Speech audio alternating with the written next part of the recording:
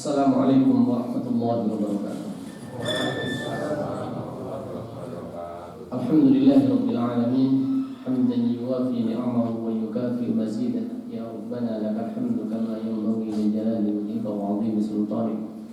Allahumma anta rabbi la ilaha illa anta khalaqtani wa ana 'abduka wa ana 'ala ahdika wa wa'dika mastata'tu. A'udzu bika min syarri ma sana'tu. Abu'u laka bi ni'matika 'alayya wa abu'u bi dhanbi faghfir li fa innahu la yaghfiru dhunuba illa anta. Allahumma inna nas'aluka 'ilman nafi'an wa rizqan thayyiban wa 'amalan mutaqabbala. Asyhadu an la ilaha illallah wa asyhadu anna Muhammadan 'abduhu wa rasuluh. Allahumma shalli wa sallim ala khatamil anbiya wal mursalin wa ala alihi wa ashabihi wa man tabi'ahum bi ihsan ila yaumiddin. Subhanaka la 'ilma lana illa ma 'allamtana innaka antal 'alimul hakim. Allahumma anfa'na bima 'allamtana wa 'allimna ma yanfa'una warzuqna ilman yanfa'una. Amma ba'du. Masyaallah muslimin jamaah salat subuh yang rahmati Allah Subhanahu wa taala. Alhamdulillah kita bersyukur kepada Allah Subhanahu wa taala yang telah memberikan takdir baik kepada kita semuanya, khususnya di pagi hari ini kita bisa melaksanakan banyak kebaikan. Mudah-mudahan takdir baik yang semacam ini, bahkan yang lebih dari semua ini, senantiasa Allah berikan sepanjang kehidupan kita, sehingga kita selalu dalam melaksanakan kebaikan. Dan itulah salah satu yang menjadi cita-cita kita dalam kehidupan ini, yaitu sepanjang kehidupan kita penuh dengan kebaikan sampai detik akhir hayat kita, sehingga kita mendapatkan predikat husnul khotimah. Masyaallah muslimin yang salat subuh yang rahmati Allah Subhanahu wa taala, kita awali kajian kita pagi hari ini dengan basmalah. Bismillahirrahmanirrahim. Kita masih melanjutkan kajian kita di kitab Riyadhus Shalihin. Bab kita masih berkaitan dengan muraqabatullah, atau merasa dilihat, merasa dipantau, merasa diperhatikan oleh Allah Subhanahu wa taala.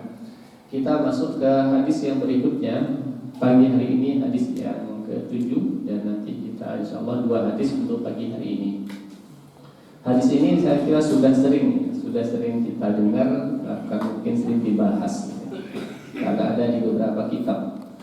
An Abi Ya'la Shaddad bin Aus radhiyallahu an Nabi sallallahu alaihi wasallam, al-kayyis man dana nafsahu wa 'amila lima ba'da al-maut, wal 'ajizu man atba'a nafsahu hawaha wa tamanna 'ala Allahi al-amani. Rawahu Tirmidzi wa qala haditsun hasan.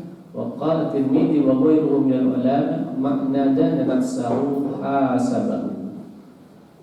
Hadis yang ke-7 dari Abu Ya'la Shaddad bin Aus. Abu Ya'la namanya Shaddad bin Aus radhiyallahu anhu. Nabi sallallahu alaihi wasallam, hadis ini dari Nabi sallallahu alaihi wasallam dengan status hadis ini hadis hasan. Hadis hasan itu hadis di antara dhaif dan sahih sebenarnya. Tapi ini masih memungkinkan atau masih bisa untuk digunakan dan dijadikan sebagai dasar kita melaksanakan agama secara umum. Qala, bersabda Nabi sallallahu alaihi wasallam, al-kayyis man dana nafsahu wa 'amila lima ba'dal maut. Al-kayyis itu orang yang cerdas. Orang yang apa bahasa lainnya cerdas?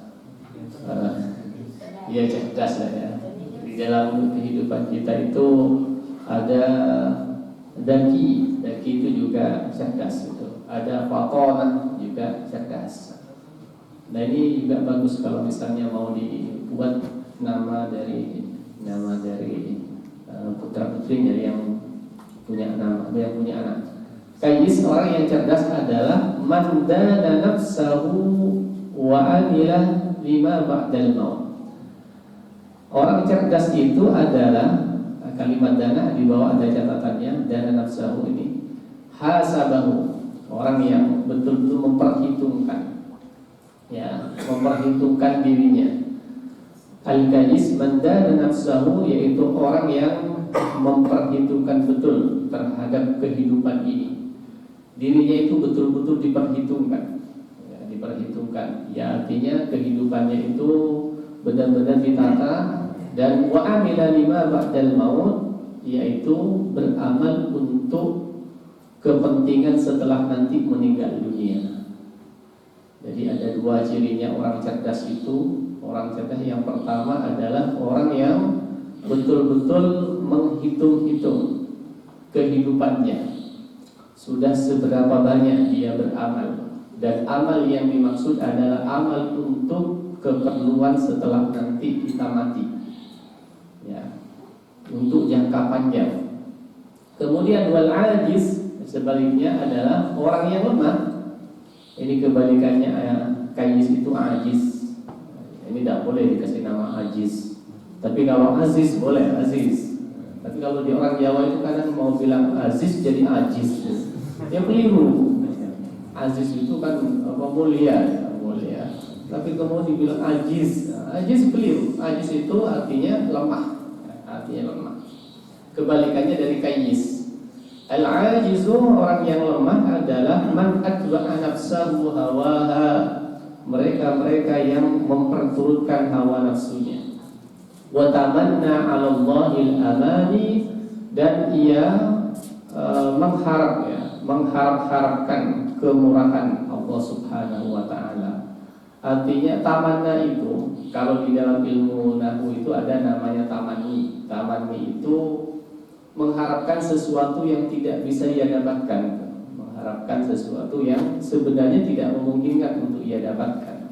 Yang sering dicontohkan begini, misalnya kita ini sudah usia misalnya 50 atau taruhlah di sekitar itu, kemudian masih ingin remaja lagi, ya, itu tamanni namanya. Tamanni, mengharap sesuatu yang sudah tidak mungkin terjadi. Ya, artinya begini, ia memperturutkan hawa nafsunya sementara ia berharap yang terbaik untuknya, mengharap sesuatu yang terbaik untuknya, dan hidupnya itu memperturutkan kehidupan, memperturutkan hawa nafsunya. Hadis ini diriwayatkan oleh At-Tirmidzi wa qala hadisun hasan. Hadis ini hadis hasan. Masa muslimin rahimakumullah, ada beberapa hal yang bisa kita ambil dari hadis ini yang akan kita bahas. Yang pertama, al-kayis, tadi sudah saya sampaikan, ada beberapa kalimat yang sepadan atau bahasa Indonesia itu ada sinonim atau bahasa Arabnya itu muradiful kalimah. Muradif itu sinonim kata. Kayis dari akar kata ini saya kira ini bahasa Arab saja. Sedangkan dalam hadis di atas, al-kayis adalah orang yang menyiapkan dirinya untuk bekal kehidupannya setelah mati, bersungguh-sungguh menjalankan amanah Allah dan Rasulnya dengan sebaik-baiknya. Ini kayis namanya. Jadi kalau orang itu sudah banyak mempersiapkan dirinya untuk kehidupan setelah kehidupan ini, kan ada kehidupan setelah mati, ya. Itu orang yang cerdas itu orang. Ya, insya Allah kita masuk orang-orang yang cerdas. Insya Allah masuk, karena tidak mungkin kita ini menyibukkan diri untuk bangun lebih pagi kecuali orang-orang yang betul-betul kayis. Gitu. Ya, orang-orang kayis semacam ini. Artinya yang dipikirkan bukan hanya hal yang sepintas, bukan hanya hal-hal yang dalam jangka pendek. Kalau orang berpikir jangka pendek, ngapain bangun-bangun pagi ini, masih ngantuk, apalagi musim dingin dan lain sebagainya, buat apa? Tapi orang yang berpikir jangka panjang, ia akan tetap berusaha untuk bangun, karena yang ia inginkan adalah kehidupan nanti, kebahagiaan kehidupan setelah kematian. Dan berupaya bersungguh-sungguh menjalankan amanah Allah dan Rasulnya dengan sebaik-baiknya. Insya Allah kita masuk dalam kategori kayis ini. Masyaallah muslimin, kayis merupakan ciri khas bagi seorang mukmin, ya, di mana jangkauan kehidupan bagi seorang mukmin bukan semata-mata dunia ini, tapi sekaligus kehidupan akhirat. Oleh karenanya target kehidupan seorang mukmin bukan hanya dalam kehidupan dunia semata, tapi juga harus sukses dan bahagia dalam kehidupan akhirat.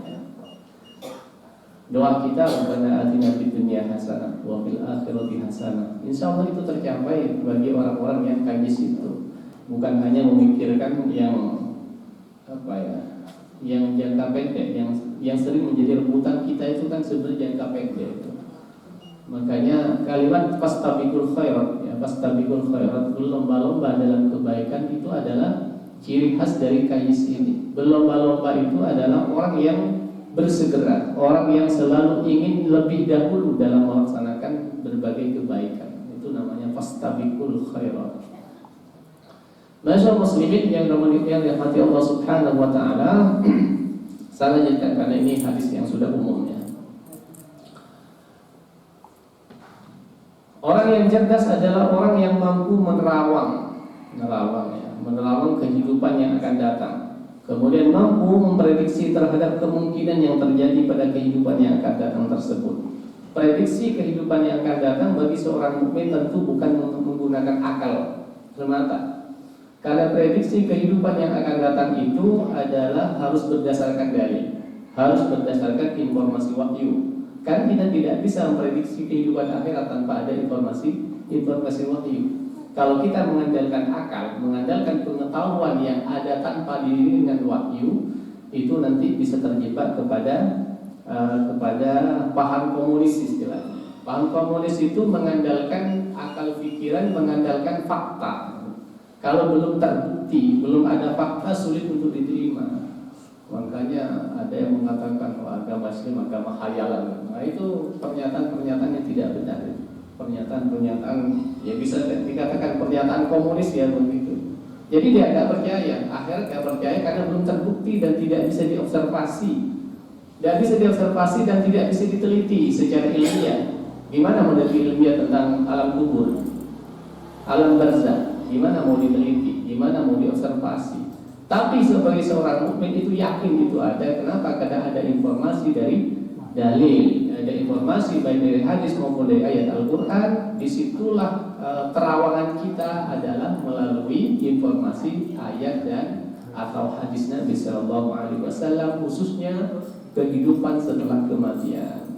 Jadi kehidupan setelah kematian itu tidak bisa diobservasi, tidak bisa diteliti. Jadi kalau kita berbicara ilmiah itu mau diteliti gimana itu? Gimana mau cari data-data di alam kubur? Gimana mau cari data di situ? Datanya ya melalui informasi hadis atau ayat Al-Qur'an. Masyaallah muslimin yang rahmati Allah Subhanahu wa taala. Terawang kita di situ. Biar kita ini juga tidak terjebak kepada istilah perdukunan. Perdukunan itu yang sok tahu. Kalau berdukun itu jelas ilmu sok tahu, ilmu ya prediksi, tapi prediksinya itu berdasarkan mungkin informasi-informasi yang ia kumpulkan dari kawan-kawannya. Siapa kawan-kawannya?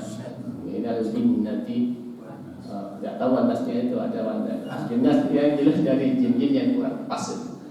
Bapak rahimahumullah, tapi bukan berarti yang menjadi tukang ramal atau peramal, apalagi meramal nasib seseorang. Kan jelas hal itu merupakan bukanlah kebenaran dan wajib tidak percaya. Bukan meramal sebagaimana dukun itu. Kan ini keras sekali. Nabi menyampaikan kepada kita agar jangan sampai sekali-kali kita percaya dengan ramalan-ramalan yang tidak berdasar itu. Karena perbedaannya agak sulit ya. Ini ilmiah atau ini dukun gitu.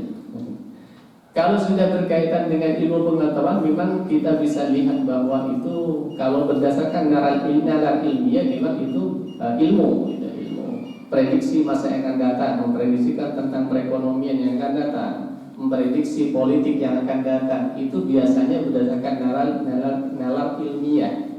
Tapi juga ada tidak menggunakan nalar ilmiah, ya, menggunakan apa itu ya. Makanya antara antara perdukunan dengan yang bernuansa keilmuan ini kita bisa melihat narasi yang disampaikan itu. Kan juga ada yang prediksi Indonesia yang akan datang tahun sekian itu akan terjadi apa? Ada yang menggunakan ilmu, tapi ada menggunakan alat lain. Yang menggunakan lain-lainnya itu adalah bagian dari dukun, apalagi memprediksi nasib seseorang. Bapak-bapak rahimakumullah, kerasnya Nabi sampai mengatakan man ata'arrafan fas'alahu an syai'in wa saddaqahu bima yaqul la tuqbal salat arba'ina yauman. Datang saja kemudian percaya dengan yang diomongkan, sudah gak diterima sholatnya 40 hari. 40 hari gak diterima sholatnya ketika percaya dengan beramal. Masyaallah muslimin rahimakumullah. Baik, saya lanjut. Al-ajiz, ya. Ajiz sekali lagi bukan aziz. Hati-hati manggil temannya yang namanya Aziz. Jangan Aziz, itu namanya membuli namanya, membuli. Aziz padahal Aziz. Didefinisikan oleh Rasul sallallahu alaihi wasallam sebagai man atba'a nafsahu wa hawaha. Orang yang jiwanya selalu mengikuti hawa nafsunya dan hanya berangan-angan kepada Allah. Maka al-ajizu adalah orang yang lemah karena tidak mampu mengendalikan dirinya sendiri.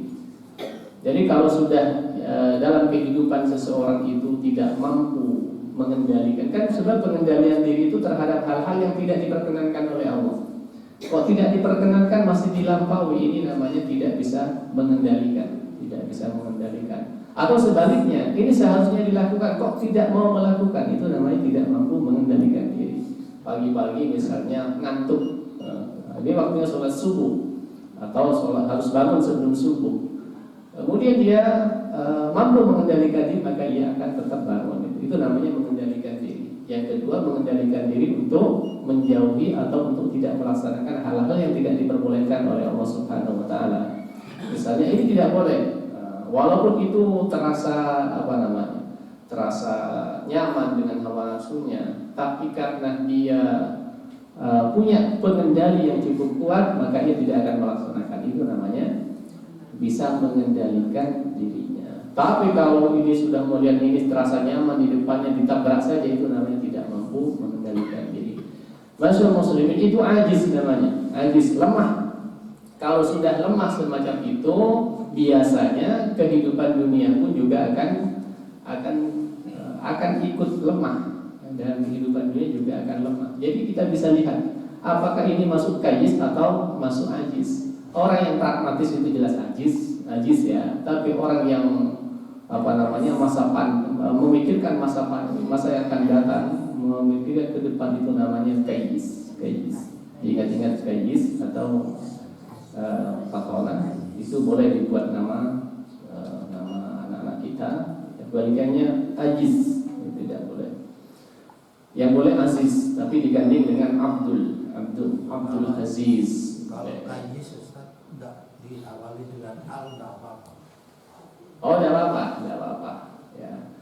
Al sama tidaknya itu kan hanya membedakan apakah nakir atau makrifah. Tinggal nanti maunya orang tuanya kemana. Biasanya tergantung kandungan kalimatnya. Kalau di awal kalimat biasanya tanpa al ya. Misalnya kayisul apa itu. Tapi kalau jadi yang digandingkan dari kalimat sebelumnya biasanya ada alnya. Karena menjadi sifat dari kalimat sebelumnya. Baik, Bapak Ibu rahimakumullah, saya ini masuk ke beberapa kalimat nasihat. Al-ajiz merupakan lawan kata dari al-kayis. Al-ajiz asal maknanya adalah orang yang lemah, sehingga kelemahan merupakan suatu kebodohan. Kelemahan yang dimaksud bukanlah kelemahan secara fisik, tetapi yang lebih penting adalah kelemahan spiritual. Jadi bisa saja orangnya secara fisik itu gagah perkasa, bisa saja ya. Atau secara intelektual dia mampu, intelektualnya oke lah, akademisnya oke. Tapi orang yang akademisnya bagus, kemudian fisiknya bagus, belum tentu itu secara spiritual juga bagus, belum tentu. Makanya kelihatannya orang itu kelihatan biasa-biasa saja, tapi bisa saja dia kayis, dia orang yang cerdas betul. Ya. Dan bisa nampak dalam cara berpikir seseorang dalam kehidupan kita, bukan saja masalah-masalah akhirat, masalah dunia misalnya. Orang kayis dengan orang ajis itu nampak cara berpikirnya. Yaitu kalau kayis itu memang berpikir untuk jangka panjang, tapi kalau ajis itu berpikirnya pragmatis. Yang penting saat ini pemilu udah mau sebentar lagi ya, 2024. Kita bisa lihat itu yang kayis dengan yang ajis itu. Yang kayis itu yang dia akan mau dikasih amplop untuk menyeblos, enggak mau. Tapi kalau yang ajis, ini untuk makan besok lumayan gitu ya. Itu ajis itu lemah. Jadi dia tidak bisa berpikir ke depannya. Banyak sekali di tengah-tengah kita yang masih berpikiran, yang masih taraf ajis itu banyak sekali. Artinya masih mau dibeli dengan harga yang murah mudah-mudahan kita ini tidak masuk di situ. Insya Allah kalau sudah sering mengaji, yakin saya tidak akan melakukan hal-hal yang istilahnya kalimat ini adalah kalimat yang lemah, ya, kebodohan. Baik, Alhamdulillah. Salat di hadis berikutnya. Hadis yang ke-8 ini juga hadis yang sering kita dengar.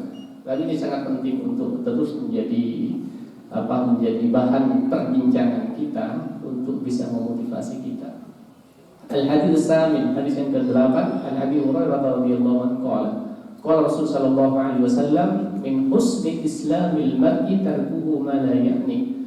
Hadisun hasan rawahu Tirmidzi wa ghairuhu. Dari Abu Hurairah radhiyallahu anhu berkata, qala Rasul sallallahu alaihi wasallam, Rasul bersabda, min husni islamil mar'i, sebaik-baiknya Islamnya seseorang, sebaik-baiknya Islamnya seseorang. Ini artinya orang Islam yang baik gitu. Orang Islam yang baik. Berarti Islam dulu, baru yang berikutnya.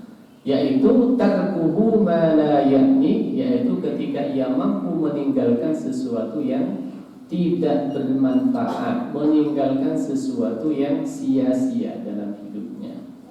Apa kalimat sia-sia itu? Kalau di dalam hukum fikih itu disebut dengan mubah. Mubah itu sebenarnya boleh, mubah itu boleh, ya kan di dalam definisinya itu ma la yusabu fa'iluhu wa la yu'aqabu tarikuhu, yang tidak mendapatkan pahala saat ia melaksanakannya, tapi juga tidak berdosa kalau ia meninggalkannya. Itu definisi mubah. Definisi mubah itu dia sesuatu yang istilah kita itu sia-sia. Sia-sia, ada sia-sia mengerjakan yang tidak dapat pahala, meninggalkan tidak berdosa, sia-sia. Nah, orang Islam yang baik itu adalah ketika ia bisa meninggalkan yang sia-sia itu. Nah, ini pentingnya kita dari hadis ini ada beberapa yang akan nanti kita berkaitan dengan kalimat ini. Baik, sia-sia itu misalnya lisan, lisan mengucapkan hal yang sia-sia. Ya, sia-sia berarti yang tidak bermanfaat, cerita, ngomong yang kurang bermanfaat, itu namanya sia-sia. Apa dosa? Tidak dosa. Ya, itu masih lebih baik daripada yang makruh, daripada yang apalagi yang haram, masih lebih baik. Tapi bagi seorang muslim, hal yang sia-sia pun kita tetap kalau bisa dihindari. Itu sebagai tanda bahwa yang orang Islam yang baik. Yang sia-sia saja sudah ia hindari. Misalnya ngomong-ngomong ini bermanfaat enggak? Orang muslim akan bertanya itu, omongannya bermanfaat enggak? Lisan ketika bicara, nongkrong di mana-mana, bermanfaat enggak? Pertanyaan dasar semacam ini. Fisiknya melakukan hal yang sia-sia, secara fisik.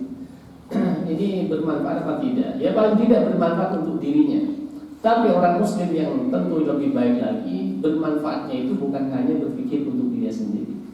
Semakin ia memikirkan manfaat untuk lebih banyak orang itu semakin baik. Ya. Misalnya begini, pagi-pagi biasanya olahraga, bermanfaat, tapi untuk dirinya sendiri. Apa ada yang lebih bermanfaat lagi untuk yang lain? Bisa bermanfaat olahraga sambil bersih-bersih. Itu masih lebih bermanfaat lagi itu. Ya. Apalagi yang lebih bermanfaat lagi ketika kita sebenarnya tujuannya sama. Tujuannya adalah untuk kesehatan misalnya. Bagi seorang muslim akan betul-betul ini dipertimbangkan. Kemudian misalnya berpikir hal-hal yang sia-sia. Ya, ngapain memikirkan yang tidak berguna, tidak bermanfaat? Ya, punya tetangga dipikirkan, ngapain juga? Emang kita mau ngasih solusi? Nggak mau ngasih solusi gak apa-apa. Ya, memikirkan sesuatu yang sia-sia. Tentu bagi kita tiga hal ini perlu menjadi pertimbangan dalam kita bertindak dan kita mau melakukan banyak hal agar kita ini benar-benar masuk dari kategori min husni islamil mar'i, yaitu orang Islam yang baik, orang Islam yang baik. Baik, ada beberapa pakal hadis menurut para ulama, ada hadis-hadis penting berkaitan dengan adab. Adab itu berkaitan dengan etika dalam kehidupan sehari-hari.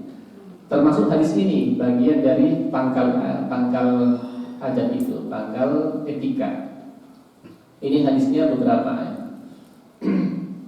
Kalau ini bisa dilaksanakan dengan baik ya insya Allah etika atau karakter seseorang itu ya luar biasa, karakter seseorang bagus. Pertama, hadis yang berkaitan dengan pengendalian dhabtul lisan, mengatur lisan.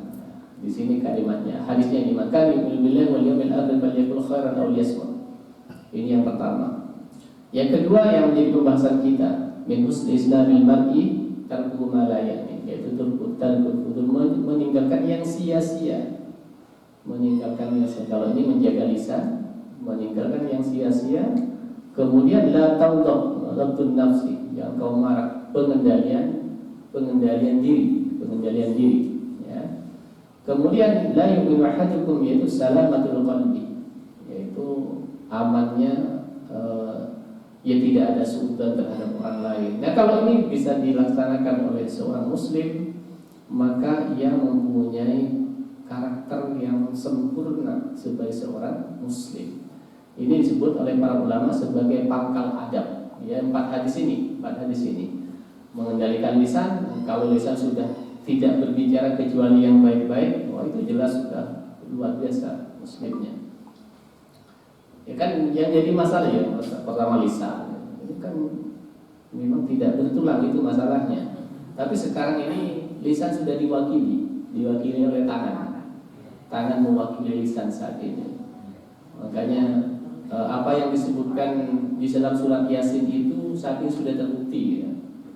Al-yawma nakhtimu ala afwahihim wa tukallimuna aydihim wa tashhadu arjuluhum bima kanu.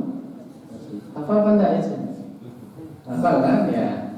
Al-yawma nakhtimu ala afwahihim, pada suatu ketika nanti nakhtimu ala afwahihim, mulutnya dikunci. Nanti di akhirat memang ini ya. Wa tukallimuna aydihim, tangan berbicara. Nah, sekarang ini tangan sudah mulai berbicara ya. Lisannya bisa diam, tidak ada teman di tempat itu, tapi ternyata dia ngobrol pakai tangannya kemana-mana. Masuk di sini. Ya, masuk di dhabtul lisan. Meninggalkan yang sia-sia, mengendalikan di pengendalian diri tidak mudah meluapkan amarahnya. Kemudian hatinya selamat, hatinya lepas dari suudzon dan lain sebagainya. Masyaallah muslimin rahimakumullah, saya akan menyampaikan beberapa pernyataan baik dari hadis maupun para ulama berkaitan dengan ini. Yang pertama, Abu Ishaq Al-Khawash dia berkata, Inna Allah yuhibbu salasah wa yubghidu salasah. Fa amma ma yuhibbu fa qillatul akal wa qillatul naum wa qillatul kalam. Wa amma ma yubghidu fa kasratul kalam wa kasratul akal wa kasratul naum. Ini penting menjadi kita ya. Ada 3 yang dibenci, ada 3 yang disukai Allah, tapi juga ada 3 yang dibenci juga. Ya, kebalikannya dibenci. Pertama, yang disukai sedikit makan. Tidak sampai dikit-dikit makan. Tapi sekarang sedikit makan. Itu disukai oleh Allah. Makanya orang puasa itu sangat disukai. Dan ini tentu ada kaitannya. Ketika orang itu sering kenyang, itu sangat pengaruh terhadap semangat ibadahnya, ya, dan lain sebagainya. Bapak Ibu bisa merasakan sendirilah saat berpuasa bagaimana. Saat berpuasa itu sekalipun keadaan lapar, tapi semangat beribadah jauh lebih semangat dibandingkan saat kita keadaan kenyang. Itu makanya ini sangat disukai, sering lapar. Ya, kalau misalnya mau puasa silahkan, tidak puasa juga bagus dalam keadaan lapar itu, bagus. Ya. Sekarang ini kan kebalikannya. Di meja-meja itu makanan banyak. Mau kerja di depan ada makanan, mau apa? Jadi sekarang ini bukan dikit makan, tapi dikit-dikit makan, dikit-dikit kan begitu sekarang. Waqillatul naum, sedikit tidur. Sedikit tidur. Ini juga yang disukai oleh Allah. Sedikit tidur ya. Tetap perlu tidur, perlu istirahat. Ya, kalau malam itu ada yang menyatakan begini, malam itu paling tidak tidur itu yang berkualitas mulai jam 11 sampai jam 2. Itu upayakan tidur jam 11 sampai jam 2. Itu ada yang menyebutkan istilah itu istilah waktu mahkota begitu ya. Jadi waktu yang sangat baik untuk istirahat. Kalau 3 jam ini sudah dimanfaatkan dan istirahatnya maksimal, itu sudah cukup. Ada yang menyatakan sudah cukup. Ya, tidak kemudian 8 jam tidurnya. Itu bayi. Ya, bayi. Bapak rahimahumullah, sedikit ya sampai pagi tidur, siang tidur lagi. Walaupun sudah pensiunan, upayakan tidak. Ya, pensiun kan bukan berarti pensiun dari aktivitas, bukan. Ya, tetap kita upayakan tidur ini tetap diatur dengan sebaik-baiknya. Istirahat yang baik kita lihat sunnah-sunnah Nabi, diantaranya adalah sebelum duhur ada berapa waktu, tidak usah lama-lama, sebelum duhur boleh istirahat. Terus malam kalau malam itu wajib lah istirahat, tidak sampai dibalik siang jadi malam, malam jadi siang, atau pengaturannya tidak jelas. Wa qillatul kalam, ini sedikit bicara, sedikit ngomong. Ya, makanya ini saya harus hati-hati ngisi kayak gini nih, kebanyakan ngomong. Nah, maka ngisi itu kebanyakan kalau sampai 1 jam ngomong apa gitu. Qillatul kalam, sedikit bicara. Ya tentu pembicaranya yang biasa. Soalnya kadang-kadang orang begini, dikit-dikit orang ngomong ditanggapi, dikit-dikit ditanggapi, itu tidak bagus itu. Tidak bagus. Ya tadi sudah saya sampaikan, dia berbicara pakai lisan atau pakai tulisan. Bapak Ibu kan banyak grup ya, kadang kan dikit-dikit ditanggapi apa. Ya, semuanya serba bisa gitu. Serba bisa padahal ya belum tentu juga. Apa boleh misalnya guyon, misalnya ngomong sekedar guyon, ya tak apa-apa. Namanya bagian dari menghibur kehidupan yang penting. Jangan sampai serius, jika ada senyumnya belas ya. Juga berbahaya untuk kehidupan kita. Karena itu tetaplah ada guyonnya. Boleh sambil rapat sambil guyonnya, Mas, itu bagus daripada rapat sambil tukaran. Wa amma ma itu adapun yang dibenci sebaliknya yang tadi, ya. Bahkan sebatul kalam, banyak omongnya banyak, enggak ada isinya. Wa kasratul kalam, banyak makan. Banyak makannya ya, kan makan. Wa kasratun naum, banyak tidur.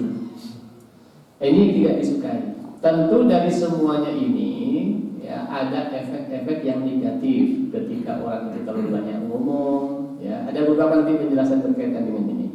Terlalu banyak makan, itu ada efek-efek yang negatif, baik untuk cara berpikir kita, termasuk dalam kehidupan kita, termasuk terhadap kesehatan kita.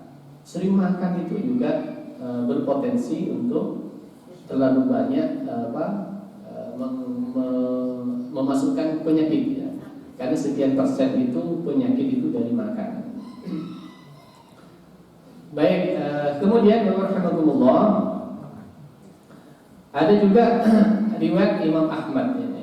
Inna min husni islamil mar'i qillatul kalam fi ma la ya'ni.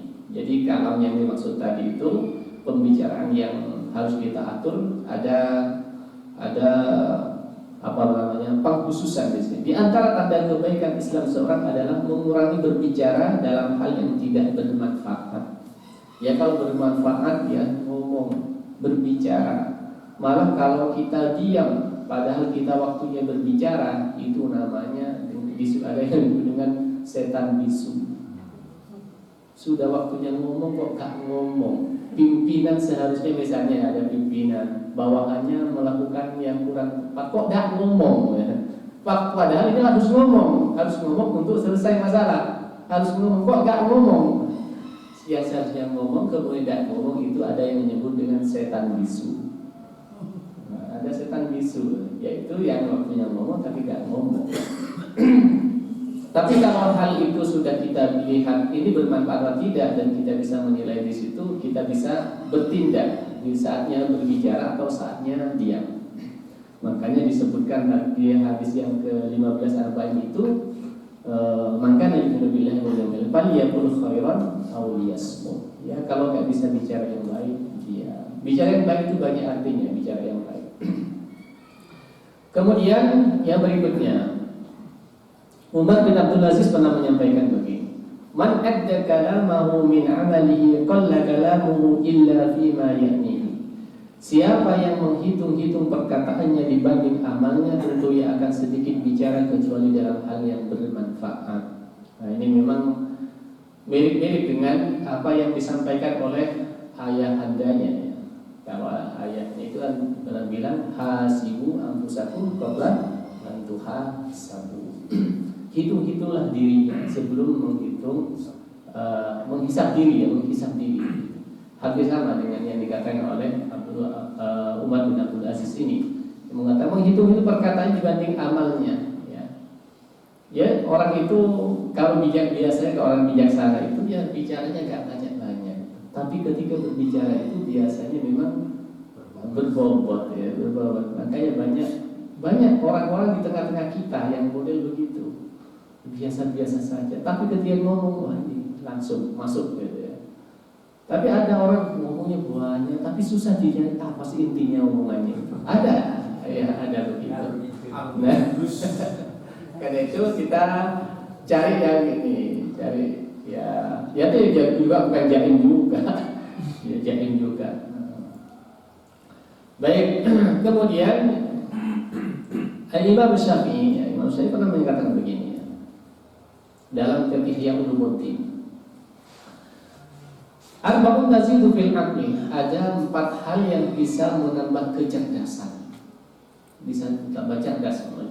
Ini ulama yang luar biasa ya. Beberapa a'immatul madzhab ya, di antaranya yang pemikiran-pemikiran itu luar biasa.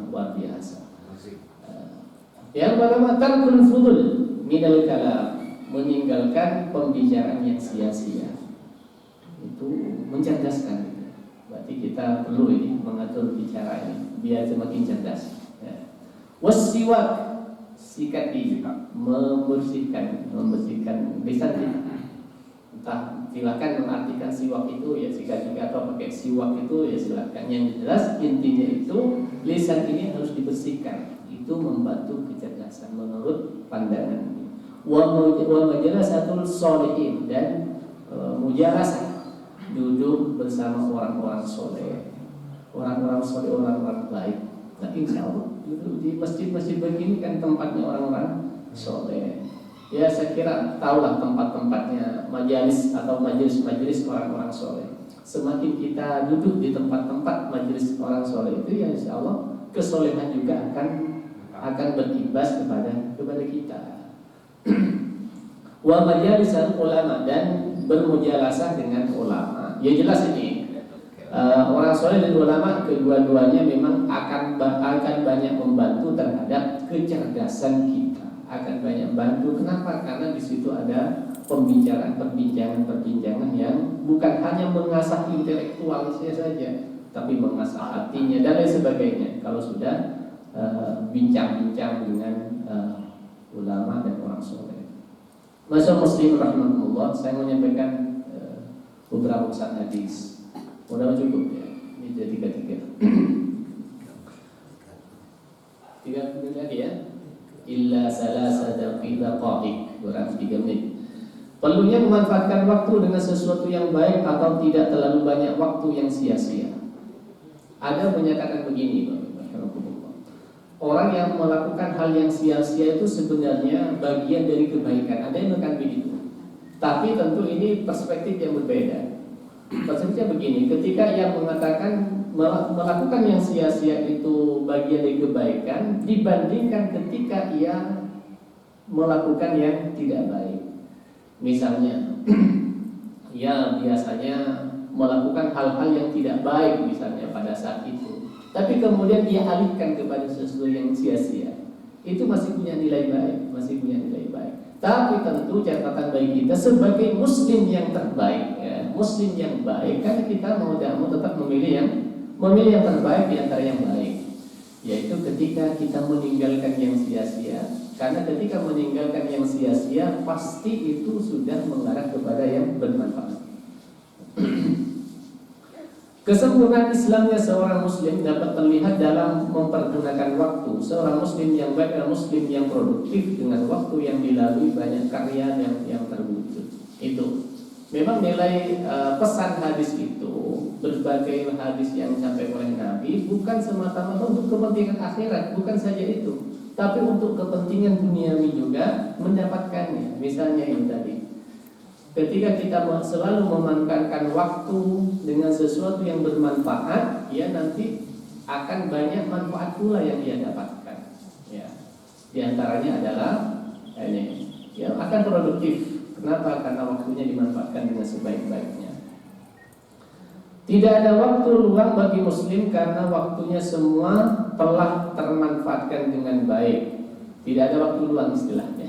Kalau kita nanti kalau ada waktu luang sebenarnya bagi muslim nggak ada waktu luang. Tapi jangan sampai kita ini mencari alasan, Jadi misalnya kita diundang atau janjian. Kadang-kadang kita menyampaikan besoklah kalau saya ada waktu luang. Itu kan perjanjian yang kurang bisa saja orang itu kalau udah malas cari alasan saja itu untuk hadir. Alasannya misalnya apalah, ya sama-sama bermanfaat sih, cuman kadang-kala itu menjadi alasan saja. Sebenarnya bagi kita sebagai muslim tidak ada waktu luang, tidak ada. Karena semua waktu bagi muslim itu bermanfaat. Semuanya waktu itu termanfaatkan, habis waktunya. Bahkan 24 jam kadang-kala masih kurang ya. Bagi seorang muslim. Faidah farauta fansok. Orang muslim itu kalau sudah menyelesaikan satu, kemudian dia akan melanjutkan kepada pekerjaan yang lain. Sama ini. Assalamualaikum, selesai satu, bangun lagi. Belakang sudah mau dibangun di belakang, sudah tahu. Kok belum ada fondasi belakang itu? Tidak pernah berhenti. Selesai satu, yang lain, terus tidak pernah berhenti. Saudara orang muslim itu. Istilah tidak pernah ada pengangguran dalam dunia muslim, di dunia seorang muslim. Keberhasilan sangat tergantung terhadap cara pemanfaatan waktu. Ya, ini kaitan dengan keberhasilan kehidupan kita. Kalau kita banyak memanfaatkan waktu, insya Allah jauh lebih berpotensi untuk berhasil. Setiap orang akan melakukan sesuatu. Perlu mempertimbangkan manfaat dan mafsadat. Ya. Kualitas Islam seseorang dapat dilihat dari kemampuannya menghindari hal-hal yang sia-sia dan kemampuannya mengisi waktu-waktu dengan hal yang bermanfaat. Menghindari yang sia-sia berarti sibuk dengan kegiatan yang bermanfaat. Secara otomatis ya, kita meninggalkan yang sia-sia saat ini secara otomatis akan pindah kepada yang bermanfaat. Bukan setelah meninggalkan yang sia-sia ini pindah kepada yang sia-sia berikutnya. Nah, ini masalah. Lihat TV misalnya, gosip-gosip, dimatikan. Pindah ke YouTube, pindah ke apa? Ya, kita upayakan kepada yang memang lebih berkualitas. Tidak sampai perpindahannya kepada yang ya sama saja. Pindah ke sini nongkrong lagi, ke sana nongkrong lagi, sama kualitasnya. Ini namanya pindah dari tempat ke tempat lain yang sama-sama derajatnya sama. Perbuatan yang sia-sia secara hukum disebut mubah. Jika yang sia-sia saja tidak boleh, maka yang mempunyai mafsadat, mempunyai mafsadat tentu semakin tidak boleh. Baik, status mubah masih lebih tinggi dari makruh. Makanya membuat mubah itu sebenarnya masih agak bagus dibandingkan dengan melakukan yang makruh, apalagi yang haram. Sebagai bahan evaluasi dari sekian waktu yang dilalui sudah berapa banyak hal yang bermanfaat dan hal yang sia-sia dilakukan. Kita bisa evaluasikan kita ini hidup berapa tahun, berapa banyak manfaat waktu yang telah dimanfaatkan untuk kepentingan kebaikan. Sebenarnya dalam logika agama begini, logika agama itu seharusnya kita ini semakin usia bertambah semakin sibuk dengan kebaikan. Itu logika agama. Artinya begini, ketika orang itu telah banyak diterima amal baiknya, ia akan terus termotivasi untuk melakukan amal baik yang lainnya. Ada satu pernyataan dari Ibnu Rajab itu. Ibnu Rajab pernah mengatakan begini. Wa alamatu qabulihi ayyasilaha bi ta'atin ukhra. Jadi yang mengatakan tanda orang diterimanya ibadah itu, tanda diterima ibadahnya seseorang ia akan melakukan ketaatan-ketaatan yang lain. Artinya begini, ini kita kan sudah bertahun-tahun beribadah, sholat sudah sekian kali, puasa sudah sekian kali. Kalau itu diterima semuanya, maka kita ini akan semakin sibuk dengan kebaikan, ya. Itu tandanya diterima ibadahnya. Makanya kalau kita ini semakin sibuk dengan kebaikan, bersyukurlah. Itu artinya ada ibadah yang diterima. Kalau sebaliknya semakin santai gitu, semakin gak ada kesibukan, makanya semakin pensiun semakin sibuk seharusnya. Semakin sibuk gitu ya. Tidak sampai istilahnya wah santai-santai saja. Nah ini masalah kalau sudah santai. Makanya bapak-bapak bersyukurlah kalau punya istri sibuk. Ibu-ibu bersyukurlah kalau punya suami sibuk.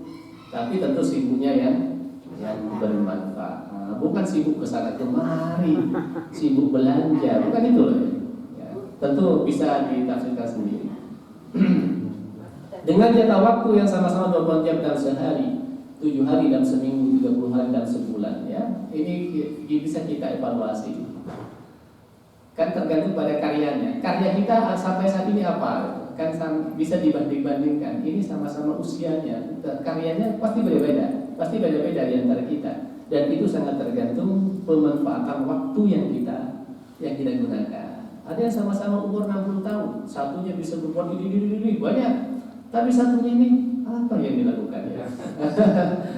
Tidak ada jejak kehidupan, tidak ada tanda-tanda kehidupan. Artinya tanda-tanda kehidupan itu bekas-bekas kebaikan yang ia. Makanya Bapak Ibu rahimakumullah, upayakan kita hidup bersosial. Hidup sosial itu ya harus banyak tanda-tanda kehidupan kita. Di sini ada tanda, sana ada tanda, sana banyak tanda-tanda kehidupan itu artinya kita pernah hidup dan di situ pernah mengisi waktu dengan baik. Ada yang dapat berbuat yang istimewa, ada pula yang belum berbuat yang berarti. Mudah-mudahan kita masuk yang orang-orang istimewa. Insya Allah bergabung dengan organisasi itu penting. Bergabung organisasi itu penting sekali. Ya penting sekali. Karena disitulah kita bisa meninggalkan jejak bersama di situ. Karena kalau berbuat hanya sendiri itu tidak bisa berbuat banyak. Tapi kalau berkelompok itu akan nampak ya perbuatan kita. Ya, saya kira itu yang bisa disampaikan. Kita ada di waktu majelis Subhanallah bihamdihi asyhadu an la ilaha illa anta astaghfiruka wa atubu ilaik. Kurang lebihnya mohon maaf. Nasallahu minallah wa min qarib wa mu'minin. Assalamualaikum warahmatullahi wabarakatuh.